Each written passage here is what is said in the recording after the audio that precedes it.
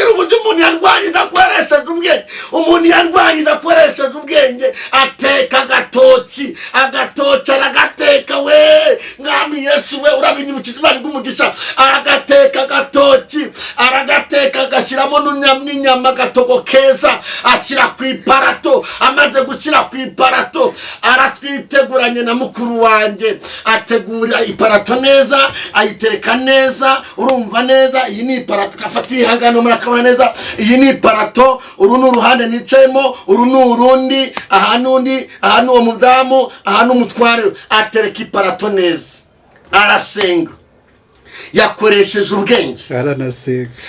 Iyo umuntu arakuroga akanasenga papa mwe maso mwitonde. Aranasenga ari gusenga iyi nshuti bita Yesu. Haleluya.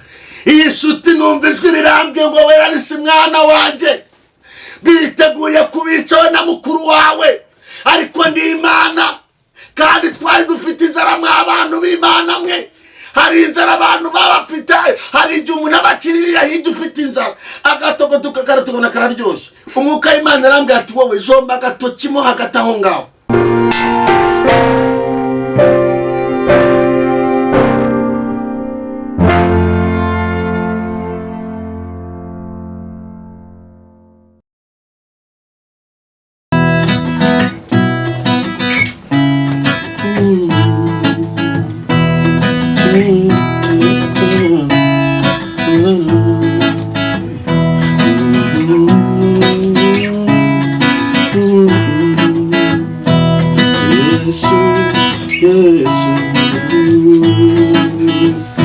Yesu inshuti yanjye, Yesu umujyanama, Yesu inshuti yanjye, Yesu umujyanama, Yesu inshuti yanjye, Yesu urumutanama. Iyo nguhungiyeho nkaminu ntererana, Yesu we uri inshuti idatererana. Iyo nguhungiyeho nkaminu ntererana, Yesu Yesu Yesu uri inshuti yanjye, Yesu umujyanama. Arishimye Yesu Yesu Yesu Yesu. Haba kumanywa na nijoro mwami uhora undi imbere Yesu. Haba kumanywa na nijoro mwami uhora undi imbere Yesu Yesu Yesu Yesu. Haleluya. Yesu uri inshuti yanjye, Yesu uri umujyanama. Arishimye Yesu uri inshuti yanjye narakubonye, Yesu uri umujyanama. Yesu uri inshuti idahinduka, haba mu bukene uri kumwe natwe Yesu we, haba mu burwayi uri kumwe natwe Yesu we, haba mu masomo uri kumwe natwe Yesu we. Yesu uri inshuti yanjye,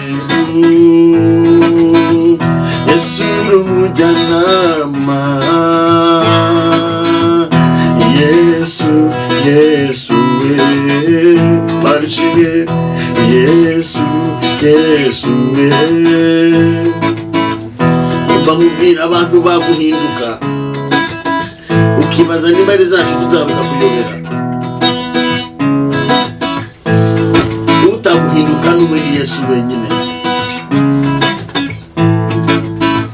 Yesu ni wowe udahinduka, Yesu ni wowe utadusiga, Yesu ni wowe udahinduka, Yesu ni wowe utadusiga. Haleluya. Abandi baratuvaho, wowe ntudusiga, iminsi n'ibihe uhorana nanjye.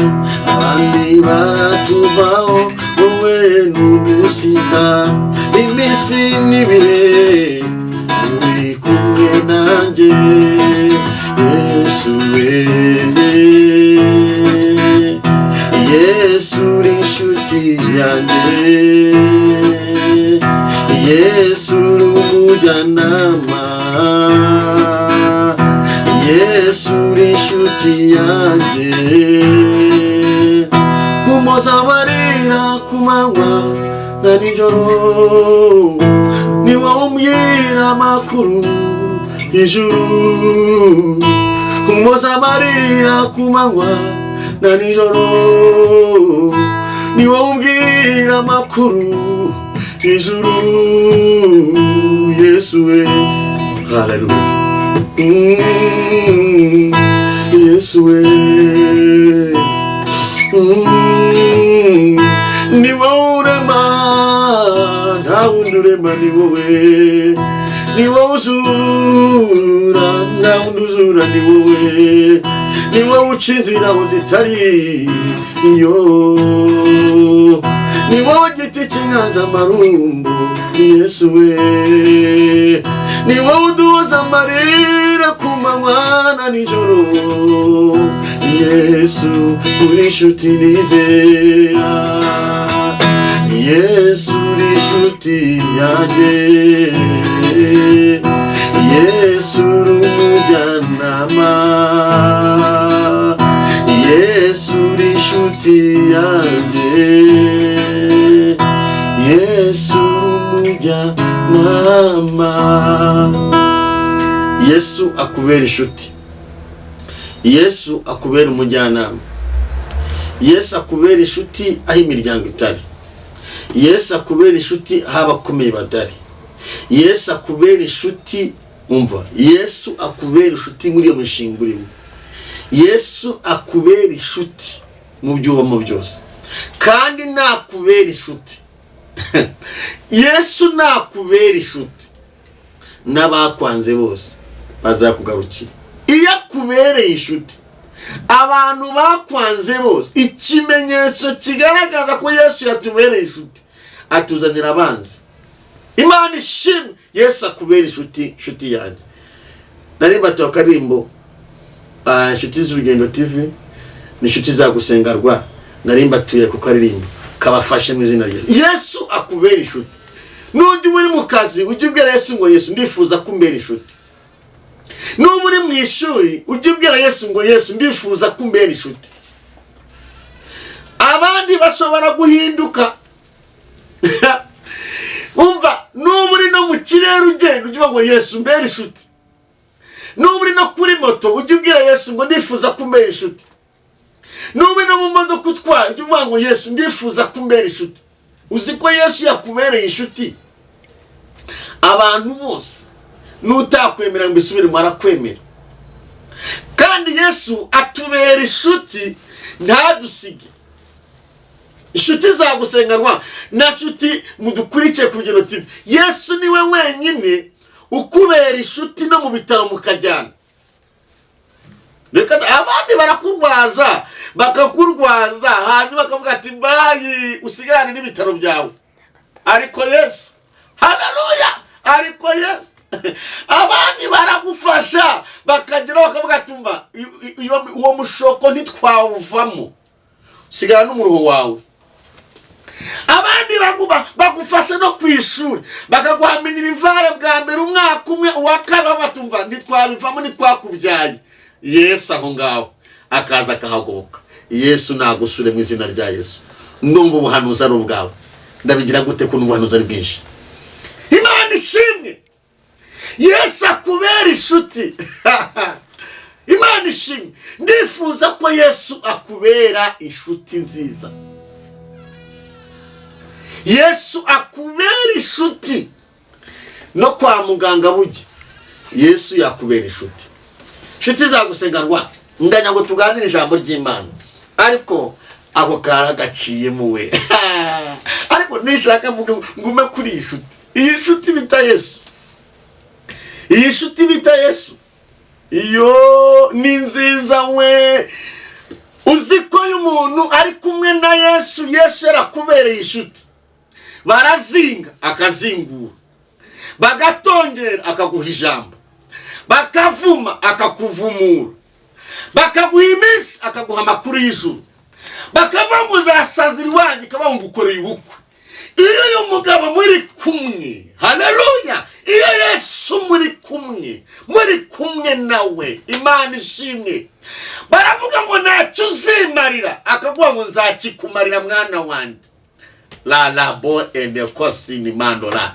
Umva wowe muri hano kuri kamera, neza mubwira ngo Yesu yiteguye kukubera inshuti. Yo, ndafashijwe mwami Yesu. Yesu yiteguye kukubera inshuti. Yesu yiteguye kukurwanirira abantu batakurwanirira. Yesu yiteguye kugukiza ikimwa. Ni bande Yesu yabereye inshuti? Iyo Yesu yabereye inshuti umugabo bita Yosefu, biramenyekana. Yesu yabereye umugabo bita Daniel, amubera inshuti, biramenyekana. Yesu yabereye inshuti Moridekayi ku irembo ry'ibwami. Iyo Hamani azi ko azagwa ku irembo nk'uko abantu bavuga ngo uzagwa ku iryo rembo umazeho igihe kirekire, Yesu nakubera inshuti. Irembo umazemo igihe Yesu azari kuvanamo. Tako enema. Yesu nakubera inshuti. Byaba ari irembo ry'igisuzuguriro. Yesu yabereye inshuti umugabo bita Moridekayi. Nta byiringiro afite, nta muryango wo kumufasha, nta bavandimwe bahari, nta muntu n'umwe, nta kigo gihari cyamufasha, nta bakumi bahari. Hamana barabataka akantu kazapfa, akantu zakica nkarangiza. Yesu amubera inshuti. Aho yari kujya, Hamani yifuzaga kwajya. Hamani yifuzaga yuko Moridekayi apfa kibagirana, bakamushyira ku gisongo, bakamushyira ku rumambo. Hamani yari yaruteguye, ariko byarangiye, deweze mandola, byarangiye uwo bari bateguriye kwajya ku rubambo, uwaruteguye niwe warugiyeho. Yesu yatubereye inshuti. Uwaguteguriye uburozi niwe uburyo. Taramandole kwasinimo. Ubuse vuga iki? Vuga abantu bazi yuko uzasaba. Vuga iki? Vuga ko ntacyo uzimarira. Nkubwire iki? Na daimoni ubwayirirwe kubwira ngo ntacyo uzimarira. Nyamara njye nkubwira ngo umwuka w'Imana arimo araba, nkubwira ngo Yesu ni inshuti yawe. Ndumva umwuka w'Imana ambwira ngo nkubwire ngo Yesu ni inshuti yawe. Tewe enemo. Namazwa kuza akakubwira ngo rwose nushaka uziyahure, nta kintu uzimarira. Nawe ubwawe ujya mu ndorerwamo ukireba ukabona rwose nta kintu uzihamagara uhari. Ariko ndumva umwuka w'Imana ambwira ngo Yesu amanukiwe no kukubera inshuti, amanutse ku buzima bwawe no kukubera inshuti. Kandi Yesu amanuka aho abandi bavuga ngo turananiwe. La za kotre mandola. Babwira undi watubereye inshuti, babwira undi Yesu yabereye inshuti. Saduraka na Meshaki na Abedenego mu itanura ry'umuriro.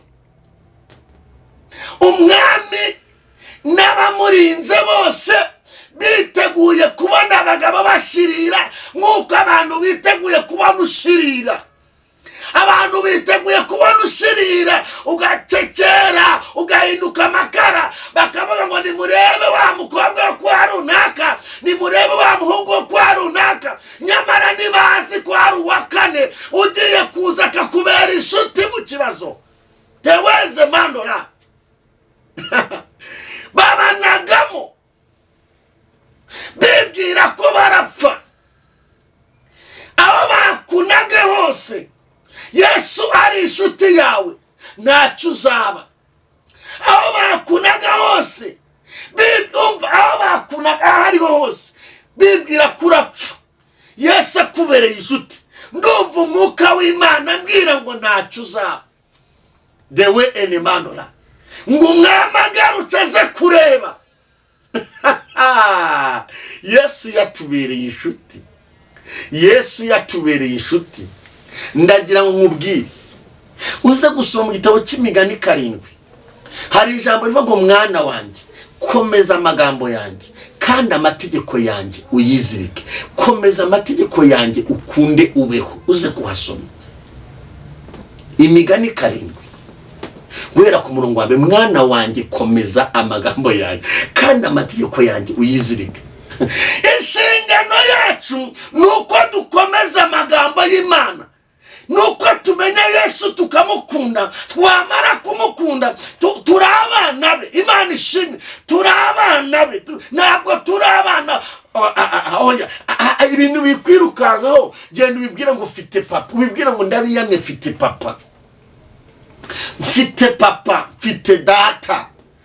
Iyo sote z'urugendo TV munkuritiye, ndagira ngo nkubwire ngo ufite papa. Aho uri muri icyo gihugu ufite papa. Niwongera kuvuga ngo uri imfubyi ufite papa.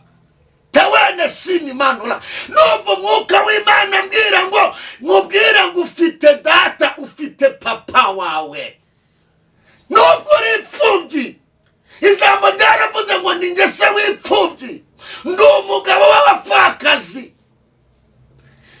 Niwe Enemanora.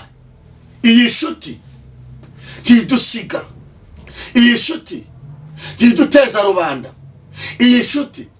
Kandi babwire, hari n'igihe umuntu agera ahantu ku manegeka akumva ko birangiye, akumva ko apfuye, akumva ko yasabye, akumva ko rwose nta byiringiro. Yajya kubona akabona inshuti irahagobotse. Mwana mbega ubuhanuzi muje Mwami Yesu. Yo umva nkubwire, umwuka w'Imana mbye nkubwire ngo iyo migozi baguhambiriye Imana ije kuyicagagura ku buzima bwawe. Biratangaje muri amasengesho, ni mu biratangaje ibintu Imana ikoze hano mbere. Bana wa sinima biratangaje, ine kwa sinima. Kandi subwa mbere subwa kabiri umuntu agiye kubwiriza, marayika w'Imana agahindura icyigisho. Umva nkubwire, iyo migozi guhambiriye Imana ije kuyikata ku buzima bwawe.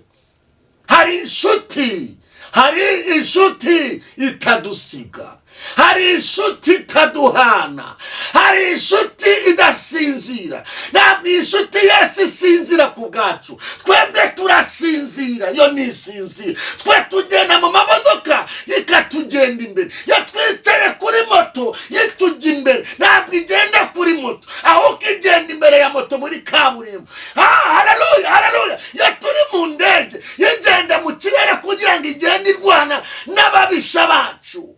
Dewesa kita Manora yabwiye kuri ngo nzakujya imbere ahantu hataringaniye maringaniza. Urumva yagendaga imbere ya Kuru, aho Kuru ari gukandagira ikagenda ihakandagira. Iyi nshuti yacu iyo dusinziriye, yo ntabwo ibisinziriye.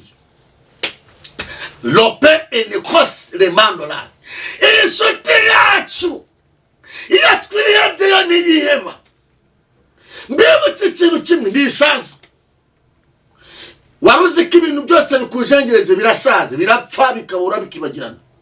Ariko iyi nshuti, iyi nshuti ntabwo isaza. Ntisaza. Abantu bakuzengereje, abari abakurongera, batongera, barabahutera, barapfa, bakibagirana. Iyi nshuti ntisaza. Business zirahomba zikavaho, imodoka zirasaza, ibintu byose birasaza, imyenda irasaza, umugore mwiza yasaza, umugabo mwiza yasaza, business zasaza, amayetaji ajagwa, ibihugu bijya bihinduka, abami bagahinduka. Haleluya. Hari udahinduka witwa Yesu Kristo, ntabwo ahinduka, nta kintu kimuhindura na gito. Imana ishimwe. Ndagira ngo ukora ku mutima nkubwire ngo umutima wanjye tuza, kuko aka kanya numva ihumure ku Mana. Kora ku mutima wawe uwukora, ubwira ngo uyu mwanya ndaguhanuriye, mutima wanjye tuza, kuko ubwiza bw'Imana buze ku buzima bwanjye. Ene wazamandora, kuko ubwiza bw'Imana buze mu bugingo bwanjye. Niko Mwuka w'Imana mbwira. Kora ku mutima wawe wihanurire, ubwira ngo umutima wanjye tuza, agahinda kari karimo sohoka, wa madene we sohoka, wa uzerero we sohoka, tawala mandora. Ndumva Umwuka w'Imana mbwira ngo urwo rusaku rw'abadayimoni ruratsindwe mu izina rya Yesu. Akira gukira.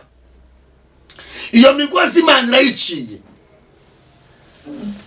Abankurikiye ndagira nkubwire ko Imana twizeye ikiza umuruho.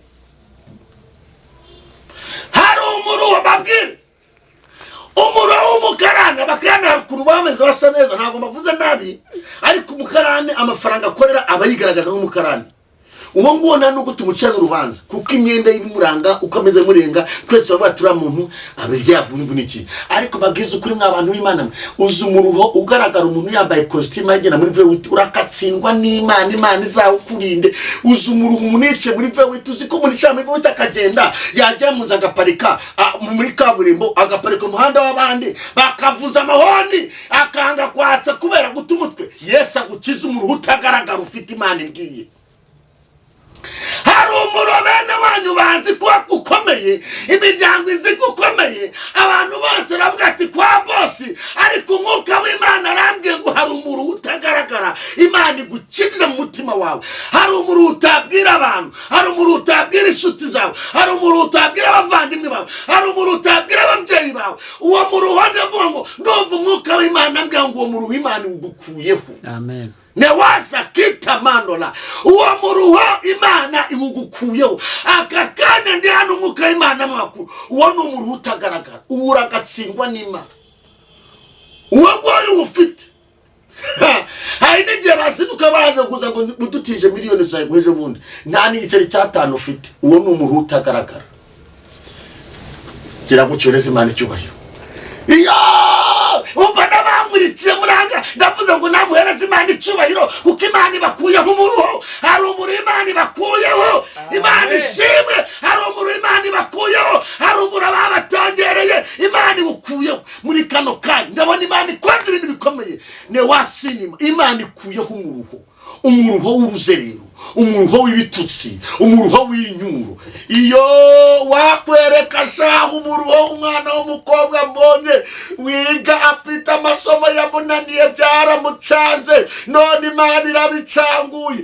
Iyo warusebye, Imana irakutabaye, Imana itanga ubwenge. Hatawaza mandolani la kosini mandolani beni wezini fori ya mando. Imana iragutabaye, Imana irakuzuye, Imana ikugaruye andi mahirwe, Imana igukijije umuruho.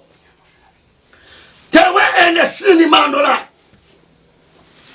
Imana igukijije umuruho utagaragara, Imana igukuyeho urubwa. Tawe enesini mandolani, ndajya nkubwira ngo Imana igukuyeho ikimwaro.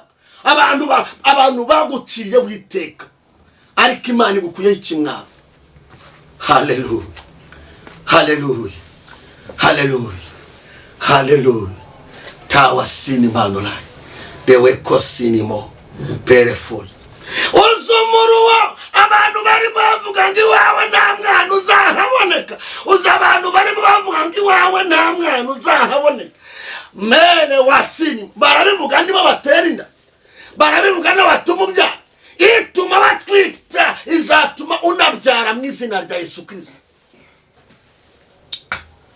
Leko ene mandolari, ndajya nkubwire ngo Imana iguciriye inzira, Imana iguciriye inzira. Muri kano kanya Imana iguciriye inzira, Imana iguciriye inzira aho utabona inzira. Imana igucira inzira utabona igisubizo. Halabaya sini mandotre. The way in a court mandolai. Uziko nawe kamera Imana igucira inzira. Amen. Uziko Imana ingwe nkubwira bakamera ko Imana ihindura amateka ku buzima bwawe. Uziko Imana igushubije. Uziko Imana igiye guhindura amateka muri kino gihugu ku buzima bwawe abantu bose bagatangara. Nagaruka mbere mbyumvise. Yesu mwana w'Imana. Iyo barakora abantu b'Imana mwe ndajya nkubwira ngo Imana ifite inzira. Ndabigira n'Uwiteka we.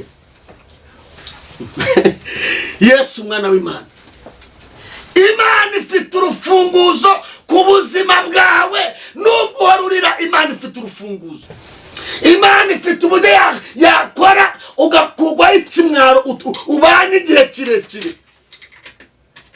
Imana ifite uburyo yabigenza ukavanwaho uruzerero umaze igihe kirekire. Imana ifite uburyo yabigenza ukavanwaho umusaraba baguhekesha utagaragara nawe ukagira agaciro nk'abandi.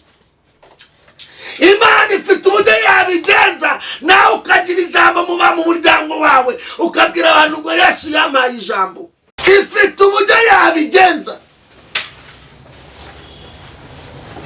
Ifite uburyo yabigenza. Agasuzugura kose k'abadayimoni kakuriho kakakuvaho.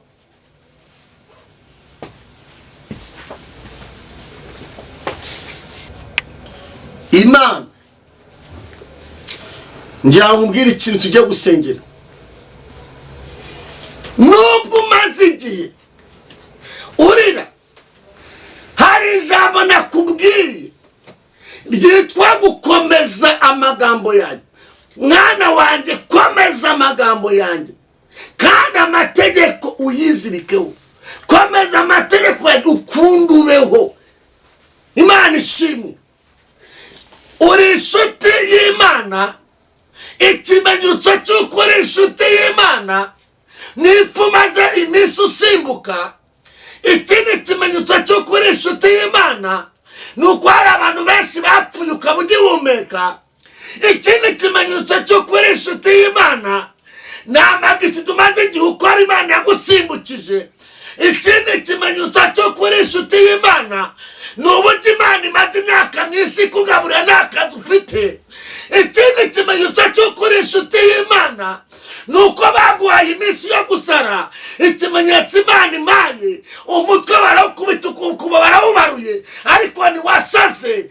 Umva umwuka w'Imana arambwiye ngo uri inshuti y'Imana. Nta muntu uzagukura mu maboko y'Imana. Nta muntu uzagukura mu maboko y'Isumba byose. Nta muntu uzagukura mu maboko y'Isumba byose. Ijambo ryarambwiye ngo nta bwenge nta n'ubuhanga nta n'inama byabasha kurwanya Uwiteka. Imana ishimwe. Ibyo tubisoma mu Migani ibice 21 ku murongo wa 30. Haraba ngo nta bwenge nta n'ubuhanga nta n'inama byabasha kurwanya Uwiteka. Uwiteka bari kumwe ari mu mitima yacu. Uwiteka agenda. Iyo turi inshuti umuntu yakurwanya akoresha ubwenge. Umuntu yakurwanya ariko muzi kurwanya umuntu bakoresha ubwenge. Umuntu akoresha ubwenge akaza no kugusura akavuga ati yo ndagukunda nari ngukumbuye. Yabizanye bitwaye akaguhobera akabigusiga mu bitugu. Nari ngukumbuye akaguhobera ati yo twaraburanye akabigusiga ati ukinduke. Ubwo n'ubwenge. Iyo ubwo sababwira uburyo umuntu yarwanyiza akoresheje ubwenge. Umuntu yarwanyiza akoresheje ubwenge ateka agatoki aragateka we. Mwami Yesu we urabinyibukije Imana umugisha. Agateka agatoki aragateka agashyiramo n'inyama agatogo keza ashyira ku iparato. Amaze gushyira ku iparato aratwiteguranye na mukuru wanjye, ategura iparato neza, ayitereka neza. Urumva neza, iyi ni iparato, kafata ihangano murakabona neza. Iyi ni iparato, uru ni uruhande nicayemo, uru ni urundi, aha n'undi, aha n'uwo mudamu, aha n'umutware. Atereka iparato neza, arasenga, yakoresheje ubwenge. Iyo umuntu arakuroga akanasenga, papa mwe maso mwitonde, aranasenga, ari gusenga iyi nshuti bita Yesu. Haleluya. Iyi nshuti numva ijwi rirambye ngo wera risi mwana wanjye, biteguye kubicaho na mukuru wawe, ariko ndi Imana kandi twari dufite inzara mw'abantu b'Imana mwe. Hari inzara abantu babafite, hari igihe umuntu abakiririya hirya ufite inzara, agatogo tukagaratubona kararyoshye. Umwuka w'Imana arambwira ati wowe jomba agatoki mo hagati aho ngaho. Aho ujombye agatoki ari gusenga, hindura iparato. Ndakanura, mpindura iparato, ndayihindura. Uruhande rwacu ngwerekeza iwabo aho yasize uburozi. Uruhande rwabo ruzima yarazi ko turarya uburozi tukarya n'ibizima. Uruhande ahari ibizima aba ariho turya. Nta bwenge, nta n'ubuhanga, nta n'inama byabasha kurwanya Uwiteka. Turarya nabo bararya, turarya nabo bararya. Ngeze ahandi twasize agatoki, ndavuga nti bayi murakoze, Imana ibaho umugisha. Turataha, tugeze aho tugera, tuye mu rugo. Nyiri urugo atangira gusambagura ku mugabo mu rugo ko nayiteruye neza. Ati wateruye inki? Umugabo agasambagurika ati ndapfuye, aruka amaraso, ndapfuye, ndagagaye ko pfuye. Ati ko nayiteruye. Se madamu wateruye inki? Nayiteruye neza iparato. Wateruye inki? Ndaruka amaraso. Ngo wateruye iparato. Kudasoma kumva umugabo ntazi habari, ntabwo azi ko umudamu yari yadushiriyemo. Iyi nshuti no mu burozi ene wasinimo no mu burozi bana natwe. Ibana natwe no mu burozi. Ubwo bagutamitse Imana irabukuvomamo muri aka kanya. Haleluya. Iyo bararemba, yirukanyira ku mupfumu, yirukanyira ku wamuhaye uburozi. Uwamuhaye ngo arashika, ashitse biranga, aramubwira ngo abura gushika. Aba bantu ntabwo barogeka, nta nubwo ndakuvura ngo bikunda, ahubwo abo wabuhaye nibo baragusengera. Iyi nshuti, Imana ishimwe. Iyi nshuti dusimbuka uburozi, dusimbuka uburozi. Kandi yari yarabigambiriye pe igihe kirekire, kuko yarabyihanye avuga Imana ibabarene, nifuza kubica nkabarangiza. Ariko Yesu wacu ni muzima, uko yari kera niko akiri. Ndacyariho nkuko nawe uriho. Ubwo urupfu narusimbutse, banyohereje inkuba ndayisimbuka.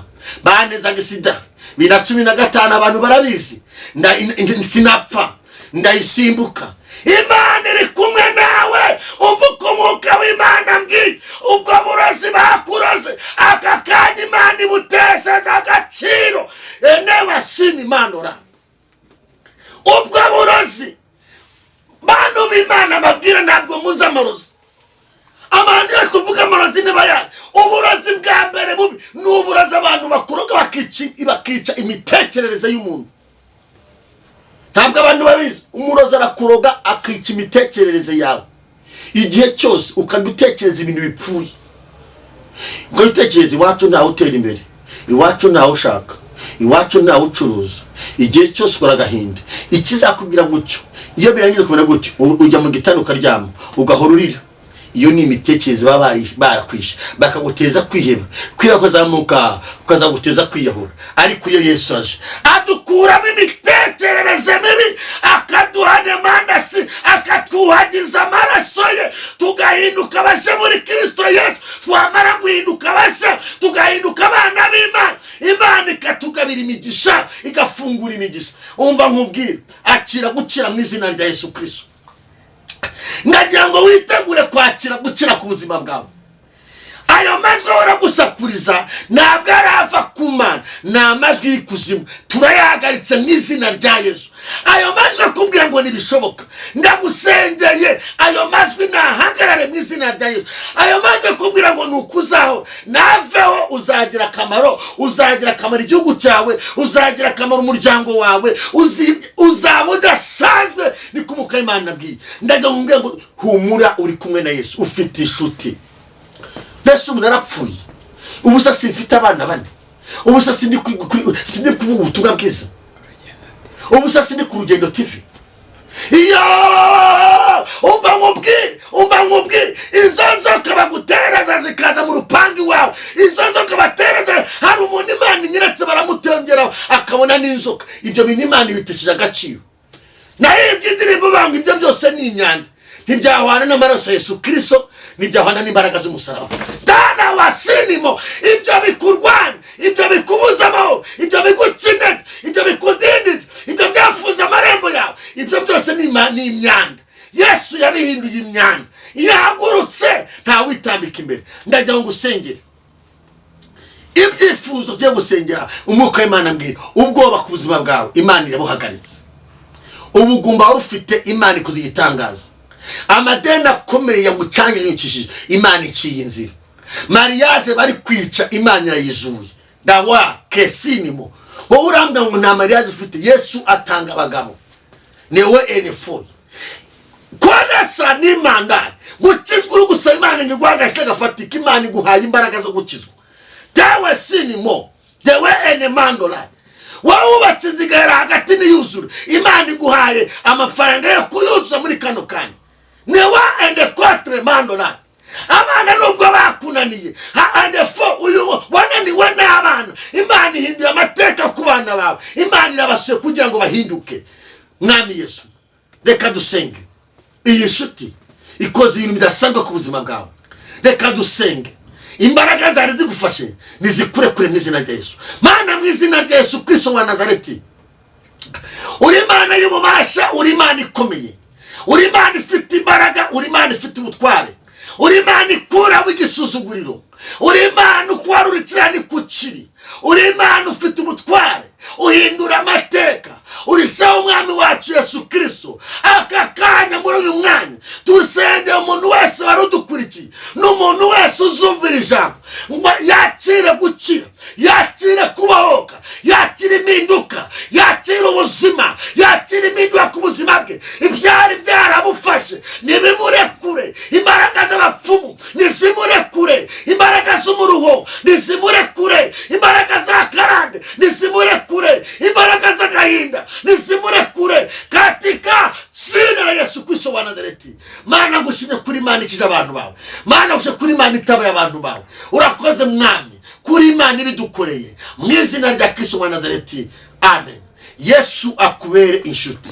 Ushaka kudukurikirana wadukurikirana no kuri gusengarwa wahatubona, no ku Rugendo TV wahatubona. Imana ibamugisha.